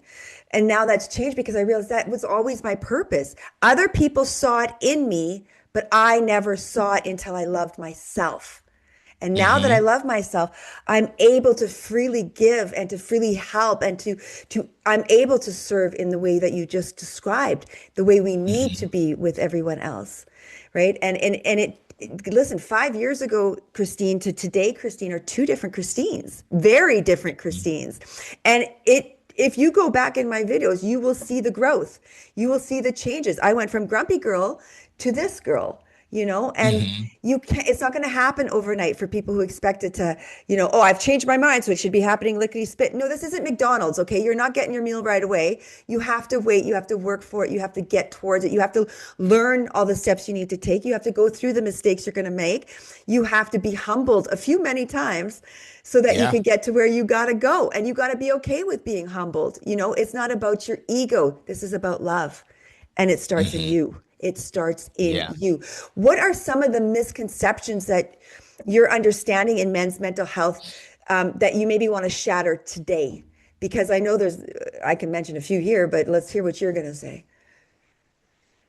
I mean, I don't feel when it comes to men's mental health, I just feel like there's so many labels that we're putting on men, Hmm. nowadays, and then trying to prescribe things to the label. And I just feel like in most cases, people like men are just not truly being seen. Like we as men are very simple. Yep. It's like we just want to be acknowledged for the things like we going back to what we said earlier, acknowledged for the things that we do good, acknowledged for the fact that we do carry most of the weight. Let's be honest, if all the men disappeared, the infrastructure of this world would fall Oh apart. my God, it would be horrible. It It would would be fall horrible. apart, We'd have great pies, but and no buildings. right, but I, I think that it get to this point, and even when it comes to relationships, because I know a lot of men, they're starting to stop dating. They don't want to go out because they feel like it's so much work. And it's really to this point, and I said this, the dynamic that's happening between men and women. We've gotten so far away from the primal essence of connection, and it's all about the titles, the money, and the stuff. And I think And yeah, it's a men, lot of self-hate, isn't it? On both sides. It's, mhm. because if you're not loving yourself, how can you come together as a team? And so they're not working together. Instead, you have these masculine females and these feminine males, because the men Mhm. aren't walking in their full power and the women are picking it up. And instead of being their true self, they're emoting something that's not true to them. And then they build on that self-hate. And then it gets further and further and further, that divide that you're speaking of, right? Yeah. Yeah. And then they, you know, like you said, they get to this point of self-hate, but then they project it onto the other party, Yes, sir. and it's like, at the end of the day, I come back again. I always say primal because I say if the grid were to shut down or some catastrophe were to happen, women are going to go back to their natural tendency. They're not going to care how much money a man had. They're not going to care about the cars or the house that he had. They're going to Mhm. be looking for the strongest man, the The one who most can capable nurture. man that can protect, Hmm. that can provide, that can hunt, that can make sure they have what they need. And the women are going to go back to taking care of the children. We'll keep the children safe. We'll build community. Mm. We'll build the nurturing space. And the men, you're the hunters. You're the one that are going to go out. You're going to build the houses. You're going to build the infrastructure. You're going to do that. And they're going to look for the most capable men. And unfortunately, there are a lot of men who don't operate in that. There are going to be men who are going to be also looking for capable men, for Mm. leadership, for quote unquote fathers, Yes. because they grew up with single mothers. Yeah. The nuclear family, less than 18% of people are actually being raised in a nuclear family anymore. Less than Yeah. 18%. That's So you freaking have a lot of scary. boys. Yeah, you have a Whoa. lot of boys who were not raised by fathers. They were Oh, raised by women. The women had to take on masculine energies. They were super nurturing, but often domineering, because they had to overcompensate in areas that men, yeah. we can say something and a child will listen. Women, they have to enforce, and they have to carry this energy to Yeah. try to make a child do or Yeah. be or listen. And so now this man grows up, and I always say a woman cannot teach a man how to be a man. They can teach a man, how to be nurturing, how to understand, how to listen, if they choose to operate in their divine feminine as they're raising that child. But only a man can teach a man how How to. can do that? They need Yeah, another but man that's to a show loving, them. mothering I energy got that that you energy. operate in. Be Be a a man. man. Listen, and a woman can help a man heal, but she cannot Yeah, teach him how to be a man. You know, right. I'm great at helping all the men that come to me on how to heal, how to open their hearts, how to learn to love, but I can't teach them how to be a man. Only a man. And Yeah. Yeah. so a lot of men have not been truly mothered, and Mm. if they're raised by bitter mothers or mothers who have to work one, two, maybe three jobs, the mother's really not there, No but they're time. making sure the roof is over your head. They don't have the time to be nurturers. They don't have She's the doing the space to role be that the nurturers. man that you described the men should do. Keeping that Right. roof, she's doing that role now. So how can she take on that mother role? Yeah. You know, You can't it's be both. we need each other. We need each other. And I know, Hmm. we're talking gay communities say, well, we only need the men or we only need the women. No, no, you need both.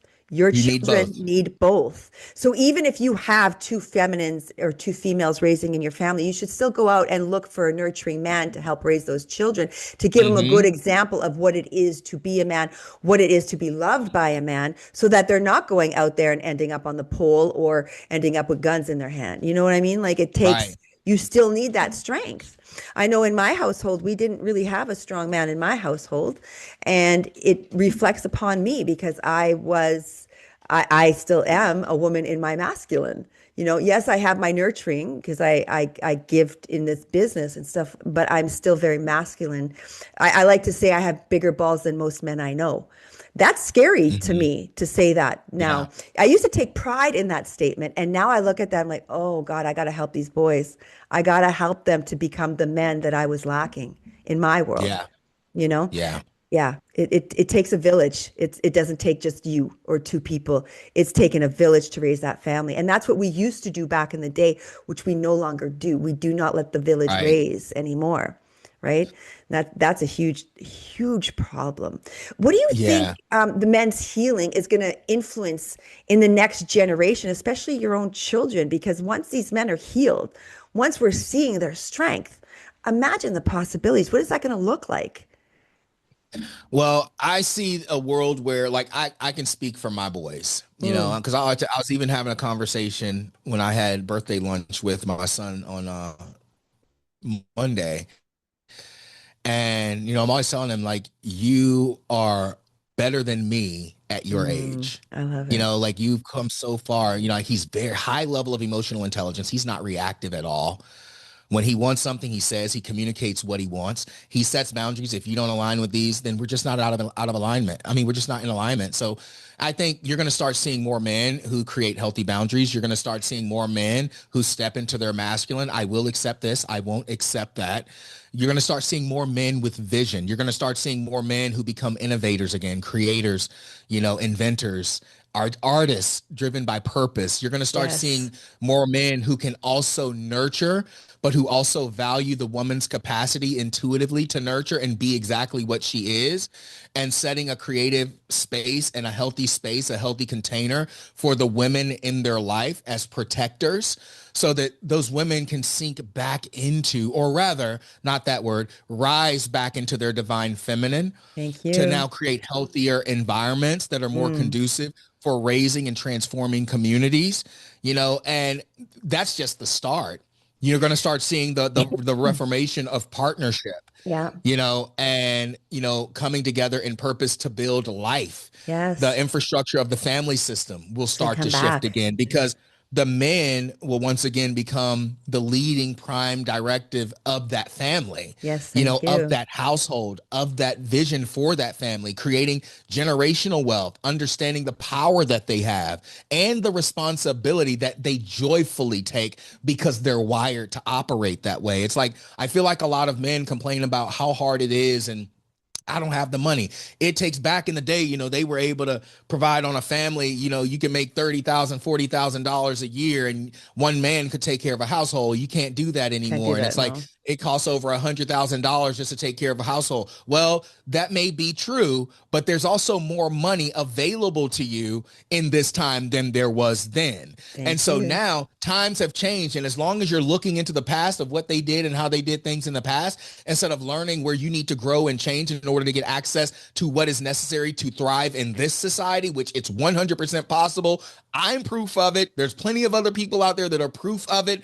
Until you move and start learning again, you can teach old dogs new tricks. Down Stop looking to. to what it was in the past and how it was in the past, and start becoming more aware of what's happening in the future. Again, a masculine, one of your gifts is visionary. Stop focusing on everything that's wrong, because you're going to create a vision Framework of to it. create a life for what's wrong. And that Yeah. framework is going to be established from that. You have to get a vision for a future. And this is why you have to start seeing yourself. Start visualizing, because people say, well, I just struggle. I don't know how to do that. And I'll say, I want you to imagine the version of you that is successful, the version of you that is happy in a beautiful relationship, that's building a life that he wants. Maybe there's something that you were passionate about that maybe you gave up on because you started believing the lie that you couldn't do it, or you've gotten too old for it now. And I want you to imagine the version of you that's doing that. I want you to imagine the version of you Yeah. that's operating at that level of life. And then I want you to imagine, what is that version of you doing? How is that version of you waking up? How is that version of you communicating? And I want you to ask yourself now, what can this version of me start doing that version of me can start doing? Or is already doing. Because the only thing, if you can visualize that version of you that is successful, that is happy, that is in that relationship, or that is thriving or creating the life that they want, if you can see it, the only thing You can be stopping it. it from being right now is you. And You the betcha. actions you take, the way you communicate, the way that you think. Bring that version of you into the now. Right. And if you could go back to what you were saying earlier about the AI systems. Like if you're having difficulties figuring out the next step to take, ask AI. I did that myself when I was struggling in business.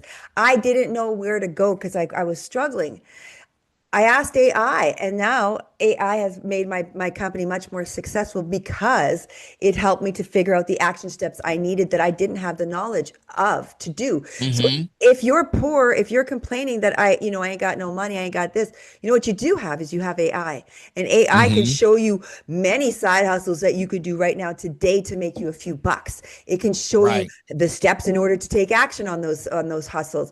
It will show you everything you need. So there's actually, in today's day and age, not like yesterday, there was an excuse in yesterday years. Maybe you didn't have the strength to do the work that made the money. In today's day and age, everything's online. Most things are online. There is no excuse for us to be poor anymore. It will show Right. you how. It will explain to you everything you need to do. Now, we're not talking technical stuff, like you're not going to become a doctor through AI. You're not going to learn how to build a house of those things. I You need hope someone, not. Good you know gosh. what I mean? You're still going to need people to teach you these things, but it shows you the steps to take to maybe even get yourself into college, or to get a student loan to get to the college. It's going to show you how to do that. It's going to give you the steps you need, because a lot of us get lost in the small little actions that we need because we don't know exactly. So there's just no excuse anymore. There's a way out there. And if you can't figure out AI, you find a coach. You find someone like Right. Princeton, who's going to help you out and figure it out. There are ways. There's always someone. And like you said, you started by going just to coffee shops and listening to people talk, or you could even just go to businesses, not businesses, but you could go to like events and start hobnobbing with the bigger people, like in the industry you want to be in. So I find myself hobnobbing. I go to events where there's a lot of therapy and a lot of mental health work, and I go to those events, even though I'm not as educated as many of them. I'm still Mm-hmm. growing and learning with them, and there's no shame in being there and learning from them. You know what I mean? So that's what I hope people are realizing, that you aren't alone. There's always something that's going to be here to help you, whether it's a human being or AI systems now that can help. Right. Now, don't That's rely on probably sorry, I was just going to say one last thing. Don't rely on AI as your therapist, because we've got experiences where AI is now suggesting people commit suicide, because AI will talk to you the way you want to hear it. So right. understand that you can program it to start telling you what you want to hear. And if you're depressed, guess what it's going to tell you? It's going to help you to continue to be depressed. It's like the cat I used to have that would sit on my head and keep me at home when I needed to really get out for a walk. Don't be the cat. Mm-hmm. That's what the AI is Yeah. going to be, is that cat. So don't be that. I'm sorry, you were going Yeah. to say something? Oh no, I was gonna say, before I say what I was gonna say, with AI, you have to be very, again, get the paid version. I Mm. think with ChatGPT, the new 5 It's like under update that 20 they bucks. have, yeah, like it's like $20 or something like I that. think it was Yes, but 16 or something. It's cheap. yeah, so if you get that, be when you go in, because it'll save prompts for you. So you Mm. can say, okay, um, I want you to be in every post or every question or every project that I have you work on, if it pertains to me. Let's simplify it.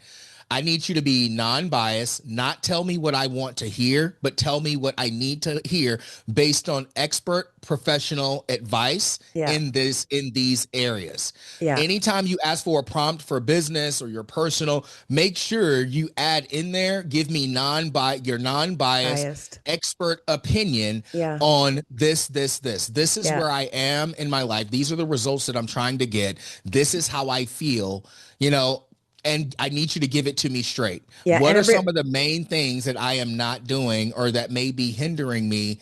You know, again, just have to be very granular and intentional with how you yes. want it. You have to program it to speak to you in a certain And way, or it will.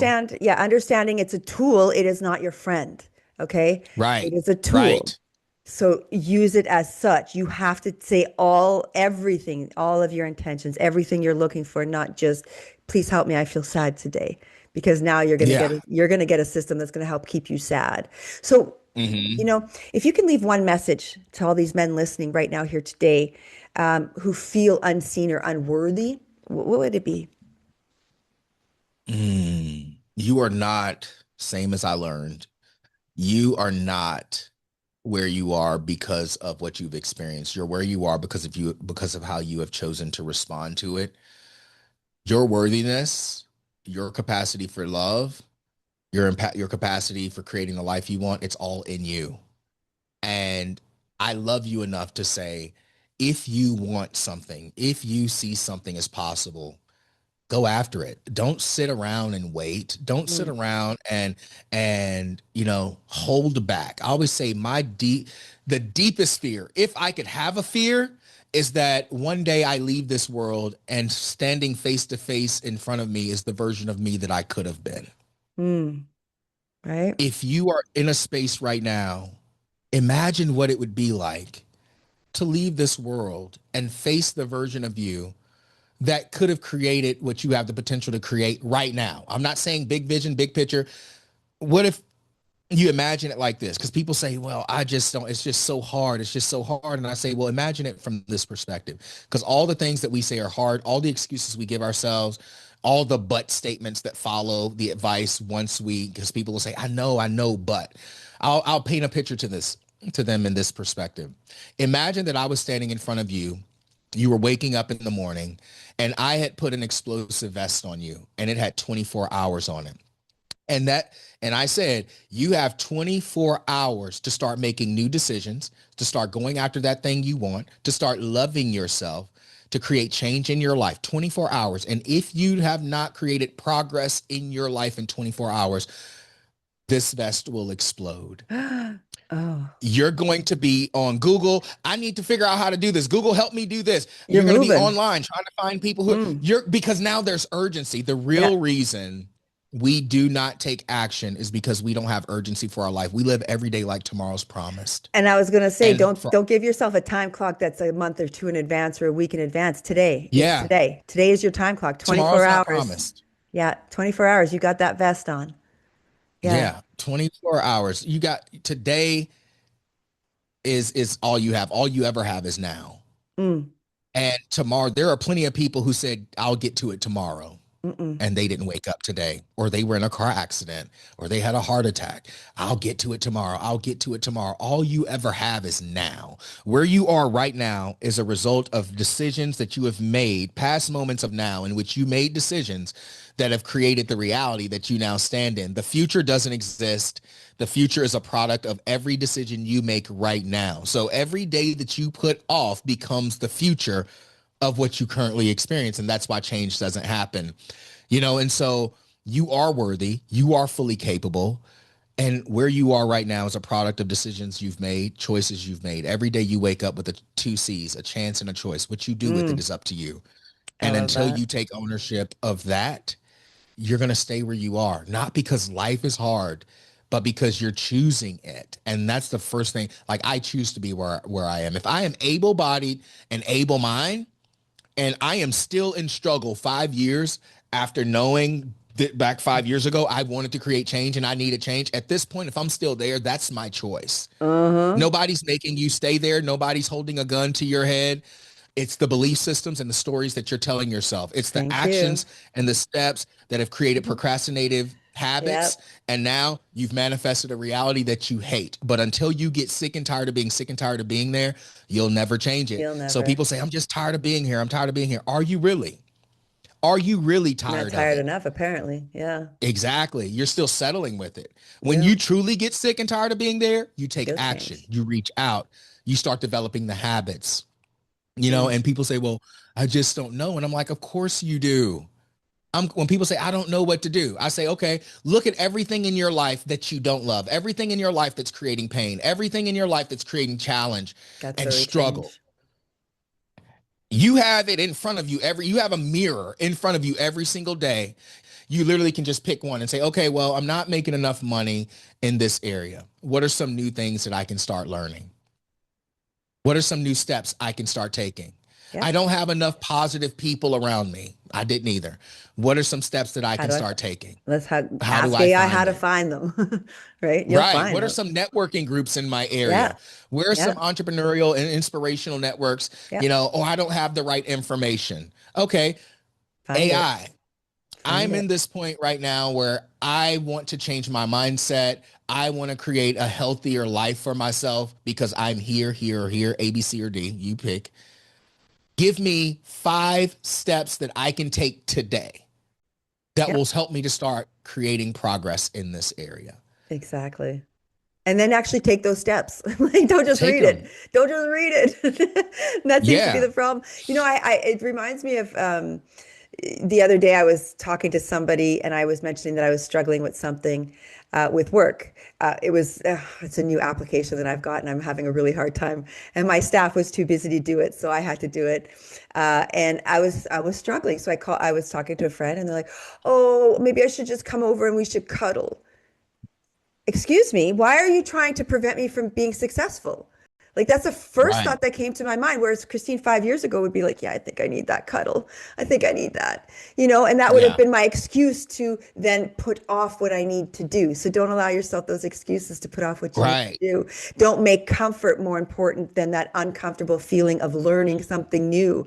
And guess what? When I said no to that, within an hour, I figured out what I was struggling with. Because I put my mind to it and I got to it and I did it. Right. And so Right. don't allow yourself to sink back into that comfort zone, because the comfort zone is what's going to kill you. Your dreams, it's going to take them away from you. All right. So how do people get a hold of you, Princeton, if they want to work with you? Because I'm sure everybody listening right now wants to work with Princeton. Well, I say There's several ways. Well, number one, you can find me on Instagram. Most people have social media at Princeton Clarke. Mm, You can also visit my website. My main website is for my coaching is PrincetonClarke.com. And then also, if you're just beginning and you want to get to know me a little bit more, maybe before you reach out to me, I also have 2 books, just finished writing my third, but the oh, first I one love it. is Awakening Your Inner Master. Awakening Your Inner Master, The Journey of Self-Mastery. It's on Okay. Amazon. It's international bestseller. And then I have Warrior of Love, Speaker of Truth. And that book is all about, the fact that within each of us, there is a spirit warring to love us, and it's Mhm. speaking a truth to us every single day. And it's a decade anthology. So instead of being written in chapters, it's written in years. It's um, 8 to 10 Cool. writings from each year between 2011 to 2021. And it's one of those books you literally just can open up and read, and it's going to give you some inspiration in your life, or you can read it straight through. I say, reach out to me, but I have other resources. I have a podcast, Evolved Mastery, just to I like for people when they reach out to me to really get to know who I am, do their Mm, research, do their right? homework on who I am, what I stand for, and the message that I have. Because on my podcast, there is so much free information there. I have a lot of talks. If you're looking for inspiration and someone who's going to speak direct truth to you, go visit my podcast, And Evolved if Mastery. Yeah, and that's a great way to start too. If you're stuck and not knowing where to start, is to watch other people's podcasts where they're going to be teaching you stuff, learning stuff Yeah. from them and growing from them. If you're not ready to like talk one on one, if you're not ready to divulge your truth, your pain, go and watch the leaders Yeah. who are talking about the steps to take, who are opening up about their stories, their truths. Hmm. Go and watch and see how, you know what, them disclosing their truth gained them love. It didn't lose them Right. love, and realize that. Right. Yeah. Yeah. So if they just go to keep it simple, if they just go to Instagram at Princeton Clarke, my link tree is in there. So all of my links are there Perfect. for anything that you're looking for. My books, my podcast, my websites, everything is in my link tree on Instagram. So just go visit over there, and it'll keep things real simple for you. I really loved having you on my show today. And I want to mention that I do want you back because you mentioned something at the beginning of the show that has not left my noggin since you mentioned it, was about how you realized you had superpowers in the things that you thought were your weaknesses, the Oh yeah. ADHD, all that stuff. I want you to come back and let's talk about all that because I think that's an important discussion to have with people who are diagnosed with something that they now determine is their fate, and their fate doesn't Yeah. look good. No, it ain't your fate, my friend. You just need No, to know how you're to. you're neurodivergent, and you have gifts that you're just Oh, not tapping into. incredible gifts, incredible gifts. I'm Hmm. neurodivergent, and I know many people who are, and those who are have many more gifts than those who aren't, and they need to realize that because Hmm. they're being told by those who don't, you can't be as better, and your brain is working at 100% quicker than most other brains. So just understand that Right. you got to turn this into your superpower and not let it take you down. And you just need to Right. get taught and you need to talk about that. So I want you to come back and I want you to talk about that. But thank Okay. you. Excellent. I love it. Thank you for being on my show today. It's great content that we've shared with everyone. So everybody, you've got your links, you've got everything you need to know, and come back every week. We're talking with more and more people like Princeton, who are going to be talking about men's mental health and a whole pile of things that we need to learn about well, just to become better human beings and to become our best selves at all times. So I'm going to leave it Hmm. there. And as God told me, be love, show love, share love. That's all you need to do. Take care, everyone. Yes.